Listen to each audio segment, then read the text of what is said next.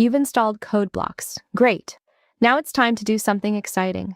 You're going to write your very first C++ program. And don't worry, we're going to keep it super simple. Open code blocks and create a new C++ file. This is where we'll write our source code. Now type the program exactly as you see it.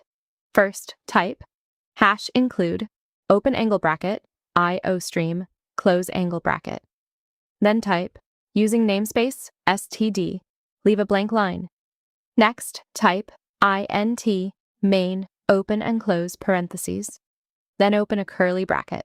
On the next line, type cout, two less than signs, open quotation mark, hello world, close quotation mark, semicolon.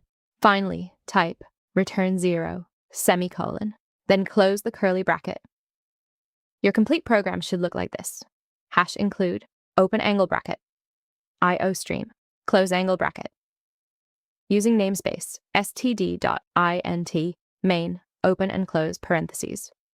Open curly bracket. cout, two less than signs, open quotation mark. Hello world, close quotation mark, semicolon. Return 0, semicolon. Close curly bracket. Now let's understand the important parts. The first line, #include iostream, gives our program access to input and output features. The next line, using namespace std, lets us use some standard C++ features more easily. Now, int main is the main function. Think of it as the starting point of our program. And this is the fun part. cout tells C++ to display something on the screen. In our program, we're telling the computer to display the words, hello world. Now let's run our program. And there it is. Hello world, congratulations. You just wrote and ran your very first C++ program. But wait, we can change what the computer says.